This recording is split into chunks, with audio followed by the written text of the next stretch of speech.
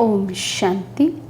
19 जुलाई 2021 बाबा के आज के महावाक्य हैं। बाबा समझाते, मीठे बच्चे, जीते जी इस शरीर से अलग हो जाओ, अशरीरी बन बाप को याद करो। इसको ही कहा जाता है डेड साइलेंस। एकदम साइलेंस में स्थित हो जाए हम। जैसे कोई आत्मा देह छोड़ती है, देह त्याग करती है, उसके बाद उस आत्मा को कुछ फीलिंग नहीं है उस देह के साथ कोई कुछ भी करे तो देह अलग हो जाता है, आत्मा एकदम अलग हो जाती है। बाबा कहते हैं अब वही अभ्यास देह में रहते अशरीरी होने का आपको करना है। देह से अलग, देह अलग है और मैं आत्मा भ्रिकुटी में अलग हूँ। उस साइलेंस का अनुभव करना है। प्रश्न है, तुम बच्चे अभी अपना फाउंडेशन मजबूत कर रहे हो। मजबूती किस आधार से आती है? बाबा समझाते, पवित्रता के आधार से। जितना जितना आत्मा पवित्र अर्थात सच्चा सोना बनती जाती, उतनी मजबूती आती।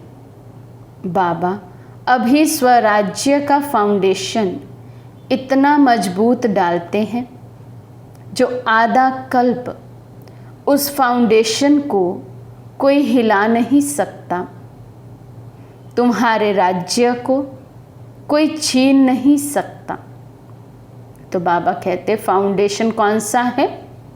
पवित्रता के आधार पर फाउंडेशन हमारा मजबूत होता है। तो ब्राह्मण जीवन का फाउंडेशन कहें, ब्राह्मण जीवन की मजबूती कहें तो पवित्रता है। बाबा कहते इस पवित्रता के आधार से ही आत्मा सच्चा सोना बनती है। गीत है ओम नमो शिवाय। ओम शांति।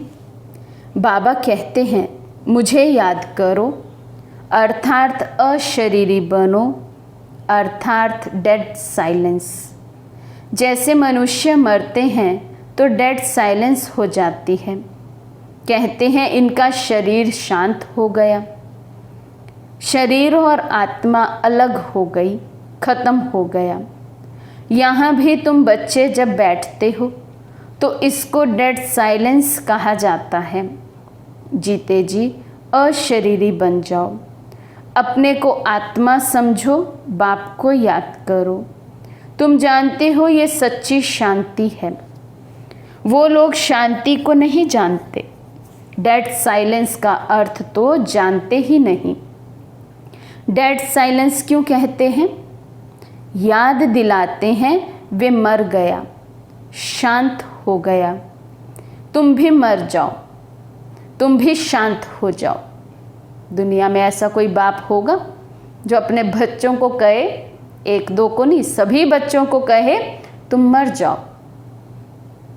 कितना सुख होगा इस मरने में, कितनी शांति होगी इस मरने में। तो हमारा बाप हमें खुद कहता कि तुम मर जाओ, क्योंकि जब तक आत्मा देह भान में है, देह अभिमान में है, वो मर नहीं सकती ना। मरे बिना शांति की फीलिंग आएगी नहीं। तो जैसे जैसे आत्मा का देह भान खत्म होता जाता, देह अभिमान खत्म होता जाता, तो कहेंगे जैसे वो आत्मा इस दुनिया से मरती जाती है। और इसी को जीते जी मरना कहा गया है। इसी देह में, इसी दुनिया में कारोबार सब करते हैं, जिम्मेवारी सब निभा रहे हैं, लेकिन कभी भी किसी भी बात की फीलिंग नहीं आती है, जैसे कि मरे पड़े हैं। डेड साइलेंस अनुभव हो। वाचा में कम, संकल्पों में कम, कर्मों में श्रेष्ठ कर्म हो। बाबा कहते तुम भी मर जाओ, तुम भी शांत हो जाओ, बड़े बड़े लोग गांधी की समाधि पर जाते हैं, वहाँ जाकर कहेंगे डेड साइलेंस, अर्थात शांति में बैठो। तुमको भी मालूम है हम आत्मा शांत स्वरूप हैं। दुनिया को पता ही नहीं। जितना हम अपने सत्य स्वरूप में टिकते जाते हैं उतना डेड साइलेंस का अनुभव करते हैं। और ये ऐसी साइलेंस है, भले कर्म इंद्रियों को यूज़ कर रहे हैं, कर्म कर रहे हैं, लेकिन अंदर में स्थिति एकदम साइलेंस। जैसे हमारी परम आदरणीय दादी जानकी जी कहते थे, दादी जी का शेड्यूल कोई देखे तो हमसे 10 गुना अधिक बिजी शेड्यूल था दादी का। दादी को बहुत मुश्किल से दिन में आधा घंटा कहीं अपने भोजन आदि के लिए मिलता था, बस। बाकी सारा दिन रात को 8:30-9 बजे तक, सुबह अमृत वेले से उठे हुए दादी 104 वर्ष की आयु में भी रात को 8:30-9 बजे तक तो पब्लिक डीलिंग ही चलती थी दादी की। उसके बाद दादी कहीं फ्री होते थे और अपने रूम में जाते थे। और फ्री होने का अर्थ ये नहीं है कि जाकर बस रेस्ट किया, नहीं। जाकर पहले दादी अगले दिन की मुरली पढ़ते थे। मुरली पढ़े बिना तो कभी कोई भी दादी हमारी सोती नहीं। मुरली पढ़ते, उसका मंथन करते, चिट चैट करते और फिर सोते, बाबा को याद करके। इतना बिजी शेड्यूल होते हुए भी दादी जी हमेशा कहते थे, मैं केवल 10% बाहर रहती हूँ, बाकी 90% मैं अंदर रहती हूँ, मैं साइलेंस में रहती हूँ। तो दादियों ने भी कर्म तो सभी किए, लास्ट तक करते रहे, लेकिन अंदर की साइलेंस की अवस्था नहीं हिलती थी। कितनी कितनी बड़ी बातें भी दादियों के सामने आई हैं, लेकिन नहीं, अंदर से एकदम शांत। बाहर से लग रहा है दादी सबको मिल रहे हैं, सैल्वेज कर रहे हैं, उत्तर दे रहे हैं, क्लासेस करा रहे हैं, योग करा रहे हैं, आ रहे हैं, जा रहे हैं, ट्रैवलिंग कर रहे हैं, लेकिन दादी कहते मैं तो 90% अंदर रहती हूँ। ये है डेड साइलेंस की अनुभूति। तो बाबा कहते हैं हम अपने स्वरूप में टिक जाते हैं। हमारा स्वधर्म है शांत, हमारी आत्मा शांत स्वरूप है। उनको ये पता ही नहीं, इसलिए शांति मांगते हैं। दुनिया में बाबा कहते किसी को पता ही नहीं कि आत्मा का स्वधर्म ही शांत है, इसलिए स्वधर्म में टिक नहीं पाते तो बाहर शांति मांगते रहते हैं। आत्मा कहती है शांति चाहिए। आत्मा अपने स्वधर्म को भूली हुई है। वास्तव में आत्मा का धर्म ही शांत है। फिर आत्मा क्यों कहती है अशांति है? अशरीरी हो बैठ जाओ। जब तक बाबा कहते अशरीरी नहीं होंगे, डेड साइलेंस का अनुभव नहीं कर पाएंगे। वे तो हठ से प्राणायाम चढ़ा देते हैं, तो जैसे मर जाते हैं। उसको कहा जाता है आर्टिफिशियल शांति। तुम बच्चों को तो पता है हमारा स्वधर्म शांत है। तुम आत्मा स्वराज्य ले रही हो। आत्मा ही सब कुछ बनती है। आत्मा बैरिस्टर बनती है। आत्मा कहती है हमको राज्य चाहिए। आगे भी राज्य लिया था बाप से, अब फिर लेने आए हैं। मनुष्य देह अभिमान में है तो दुख में है। अभी तुम समझते हो कि हम आत्मा हैं। अपने परम पिता परमात्मा से स्वराज्य लेने आए हैं। तुम आत्मा को राजाई चाहिए। इस समय आत्मा स्वराज्य मांगती है बेहद के बाप से। श्री कृष्ण को तो स्वराज्य था, फिर गुम हो गया। अब बाप आकर तुम आत्माओं को राज्य देते हैं। इसको राजयोग कहा जाता है। परम पिता परमात्मा राजयोग सिखाते हैं। मनुष्य देह अभिमानी होने के कारण कहते हैं मैं फलाना हूँ। मैं देह को ही समझ लेते हैं। मैं शब्द कौन कह रहा है, मैं कहने वाली शक्ति कौन है, बाबा कहते उसे नहीं समझते, देह को ही मैं समझ लेते हैं। वास्तव में मैं आत्मा करती है। आत्मा कहती है मैं ये चीज़ उठाता हूँ, फीमेल कहती मैं उठाती हूँ। वास्तव में आत्मा तो मेल है। मैं आत्मा बाप का बच्चा हूँ। आत्मा कहती है बाबा हम आपसे स्वराज्य ले रहे हैं। आत्मा को स्वराज्य देते हैं परमात्मा। भक्ति और ज्ञान में देखो कितना फर्क है। शिव का मंदिर भी होता है, सबसे जास्ती घंटे भी शिव के मंदिर में बजते हैं, उनको जगाते हैं। जगाते तो सबको हैं, सवेरे सवेरे बैंड बाजे बजते हैं।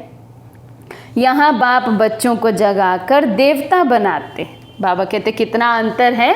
यहाँ पर भी बाबा हम बच्चों को सुबह सुबह जगाते हैं और भगत आत्माएं भी सुबह सुबह मंदिर में जाकर घंटियाँ बजाते हैं, जिसको बाबा कहते बैंड बाजे बजाते हैं। तो वहाँ पर अपने इष्ट को वे जगाते और बाबा कहते यहाँ बाबा अपने बच्चों को जगाते हैं, देवता बनाते हैं। तो जो सुबह सुबह जगते हैं और बाबा से मिलन मनाते हैं वही मनुष्य से देवता बनते हैं। बाबा कहते घंटे आदि बजाने की कोई बात नहीं। बाप कहते हैं तुमको स्वराज्य चाहिए तो पहले पवित्र बनो। एम ऑब्जेक्ट बुद्धि में रहती है। स्टूडेंट कहेंगे हम ये मैट्रिक पास करेंगे फिर ये करेंगे।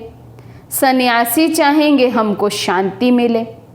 एक कहानी भी है ना, रानी के गले में हार पड़ा था, ढूंढती थी बाहर।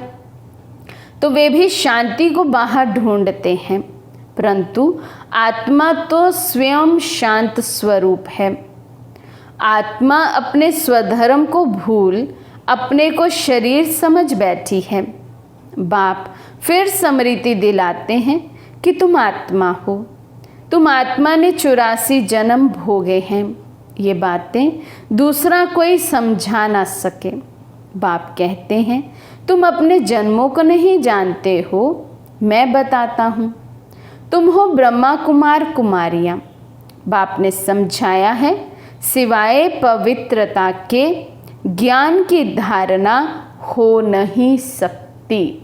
जब तक आत्मा पवित्रता को धारण नहीं करती है ज्ञान की धारणा हो नहीं सकती। ज्ञान बुद्धि में टिक नहीं सकता, प्रैक्टिकल जीवन में उतर नहीं सकता है। कहते हैं ना शेरनी के दूध के लिए सोने का बर्तन चाहिए, तो इसमें भी सोने का बर्तन चाहिए। आत्मा बाप को याद करने से सोना बन जाती है। बाप भी सच्चा सोना है। आत्मा बाप को याद करती है तो ज्ञान आ जाता है। तुम सच्चा सोना पवित्र थे। ये ज्ञान का असर किसको होता नहीं। बाप कहते हैं मैं तुम आत्मा को स्वराज्य देता हूँ। ये स्वराज्य मिलेगा तब जब पुरानी सृष्टि का अंत और नई सृष्टि की आदि होगी। मनुष्यों को हद की राजाई है, बेहद की राजाई मनुष्यों को कभी मिलती नहीं। विश्व का मालिक बन ना सके कोई भी मनुष्य, बाबा को जाने बिना विश्व का मालिक तो बन नहीं सकता। विश्व का मालिक बनने के लिए पहले मनुष्य से देवता बनना होगा, पवित्रता को धारण करना होगा। बाबा कहते कोई भी मनुष्य पूरे विश्व पर राजाई करे ये हो ही नहीं सकता। उसके लिए तो क्वालिटीज भी चाहिए। बाबा कहते यहाँ क्या है, हद की राजाई है। बाबा कहते तुम बनते हो बाप द्वारा। क्या बनते हैं? विश्व के मालिक बनते हैं। बेहद की राजाई मिलती है, लेकिन मिलती तभी है जब बाप का दिया ज्ञान अपने जीवन में धारण कर बाबा को फॉलो कर बाप समान बनते हैं और बाबा ही आकर फिर हमें राजाई देते हैं, उस लायक बनाते हैं। भगवान बाप को ही तुम्हारे 84 जन्मों का मालूम है। देवताएं अपने जन्मों को जान नहीं सकते। अगर जान जाएं तो दुखी हो जाएं। क्या सीढ़ी उतरते जाएंगे? बाबा कहते यदि सतयुग में ही तुम आत्माओं को अर्थात देवताओं को ये पता चल जाए सृष्टि के आदि मध्य अंत का, बाबा कहते वे तो फिर दुखी हो जाएं कि हम तो सीढ़ी नीचे उतरेंगे, अब राजाई का सुख ही गुम हो जाए। यहाँ तुमको पता है, जानते हैं कि हम आत्मा हैं, इसमें संशय की बात नहीं। एक दो से सुनकर वृद्धि होती जाती है।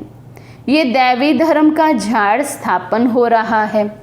तुम समझ सकते हो ये हमारे ब्राह्मण कुल का आया हुआ है।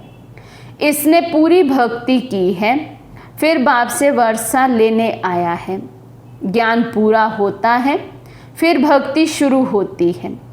ये किसी को पता ही नहीं है।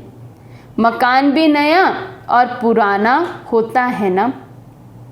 कच्चे मकानों की आयु ज़रूर कम होगी। आजकल मकान बहुत पक्के बनाते हैं।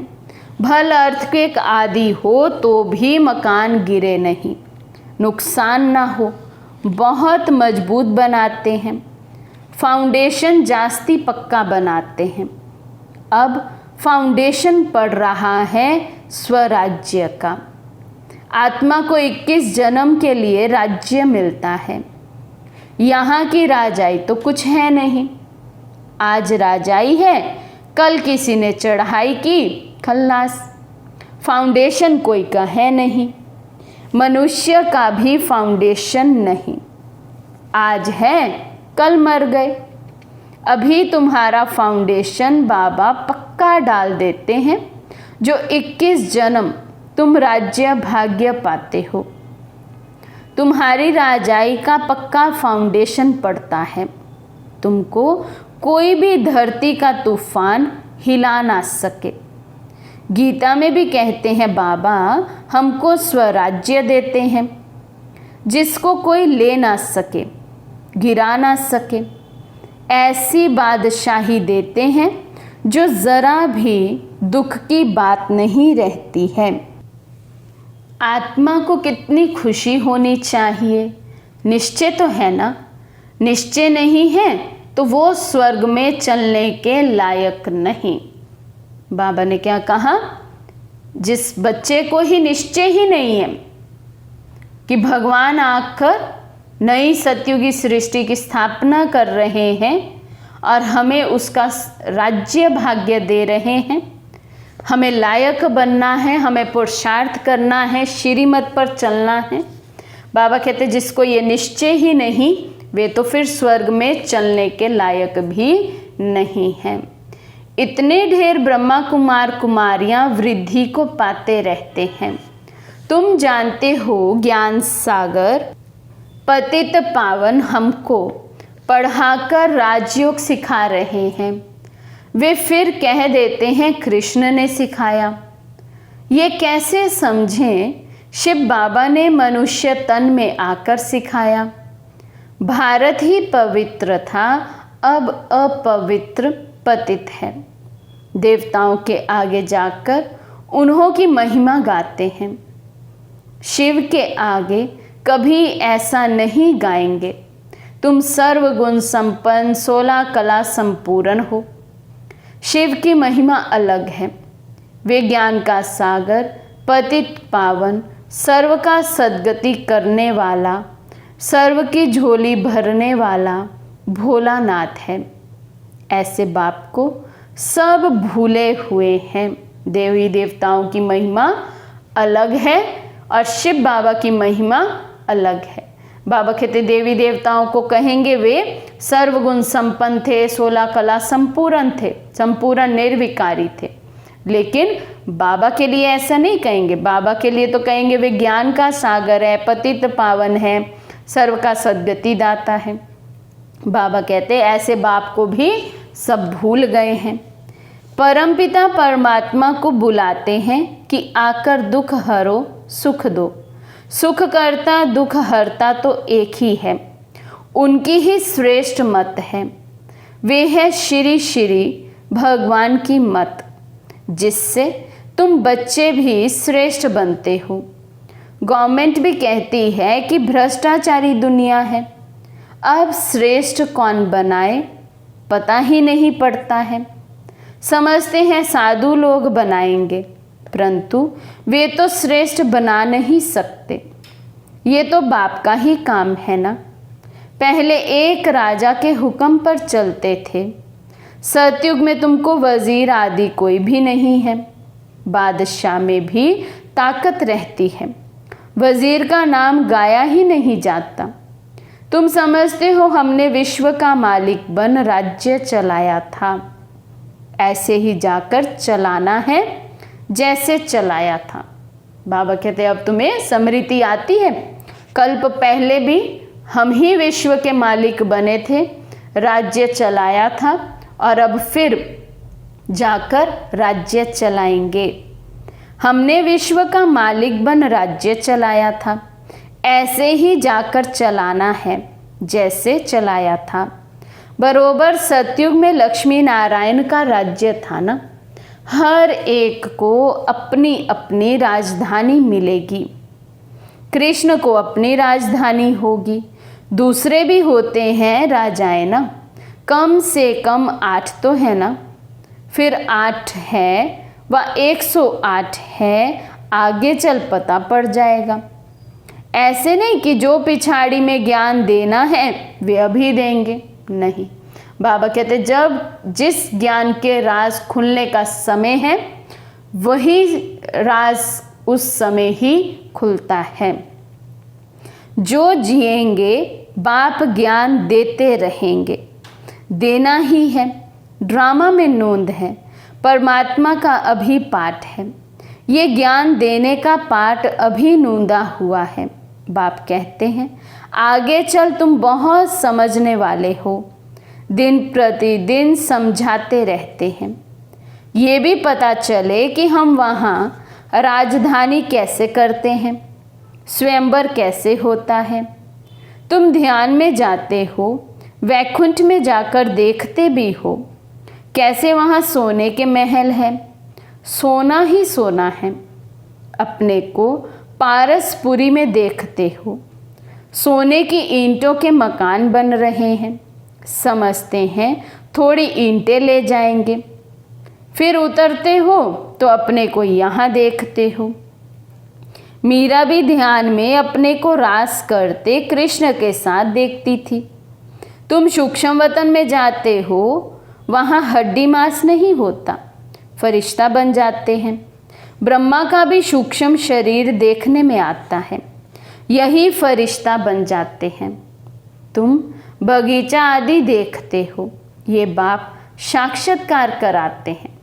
तुम कहते हो बाबा हमको शूबी रस पिलाते हैं, अब सूक्ष्म वतन में तो पिला ना सके। बाबा कहते ये तो सब साक्षात्कार की बातें, अनुभव की बातें हैं, रियल में तो ऐसा होता नहीं। रियल में थोड़े ना उस समय सतयुग में चले गए, क्योंकि सतयुग तो अभी है ही नहीं। रियल में तो बाबा कहते शूबी रस नहीं वतन में पिलाते हैं, ये तो साक्षात्कार की बातें हैं।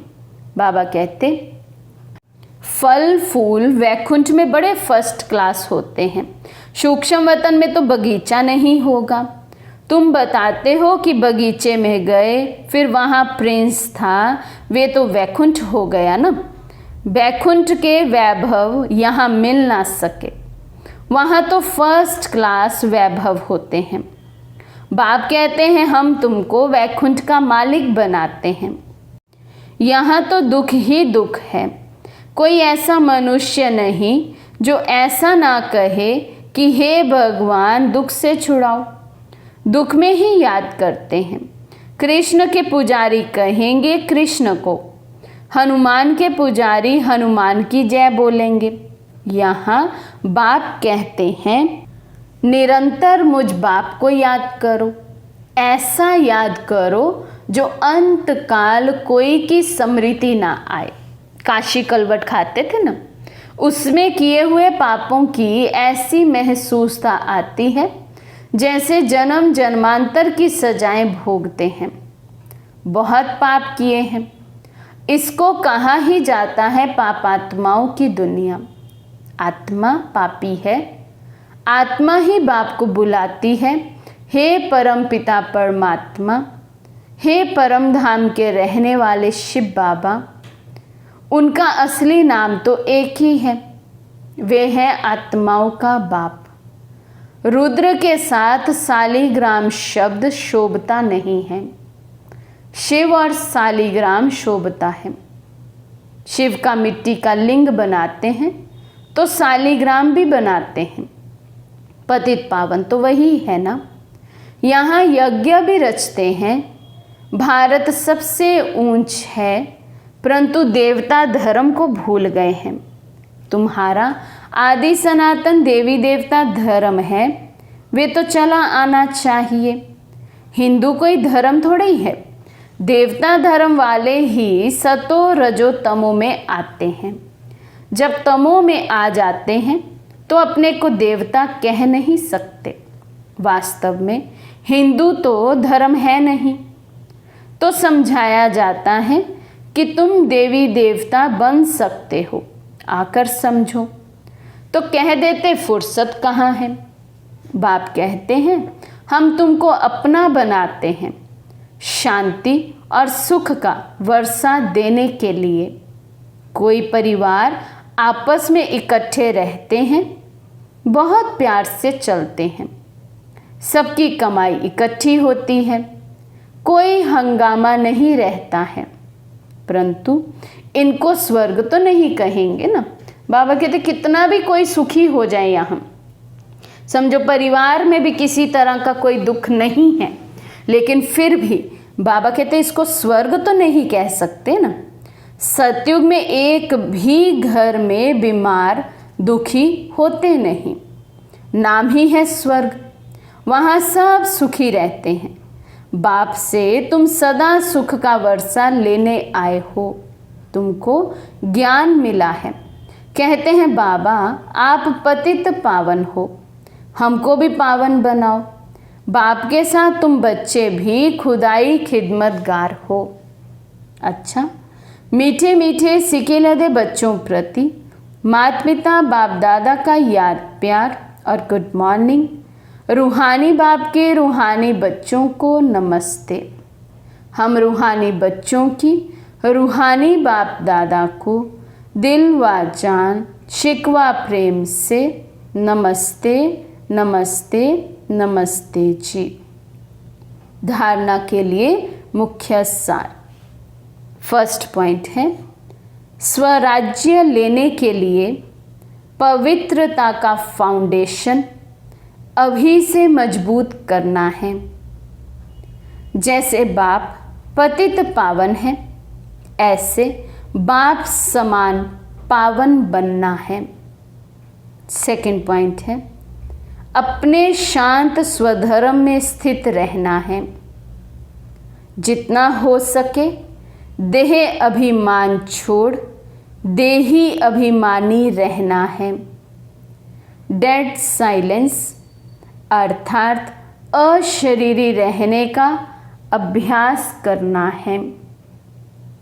आज का वरदान है अपने अनादि आदि स्वरूप की स्मृति से निर्बंधन बनने और बनाने वाले मर जीवा भव। अपने अनादि आदि स्वरूप की स्मृति से निर्बंधन बनने और बनाने वाले मर जीवा भव। जैसे बाप लोन लेता है, बंधन में नहीं आता है। शिव बाबा ने ब्रह्मा बाबा के तन का आधार लिया, लोन लिया, लेकिन सदैव ये स्मृति रहती है कि ये आधार लिया हुआ है, इसलिए कभी भी उस देह के बंधन में नहीं फंसते हैं। ऐसे आप मर जीवा जन्म वाले बच्चे शरीर के संस्कारों के स्वभाव के बंधनों से मुक्त बनो। जब चाहे जैसे चाहे वैसे संस्कार अपने बना लो। जैसे बाप निर्बंधन है, ऐसे निर्बंधन बनो। मूल वतन की स्थिति में स्थित होकर फिर नीचे आओ। अपने अनादि आदि स्वरूप की स्मृति में रहो।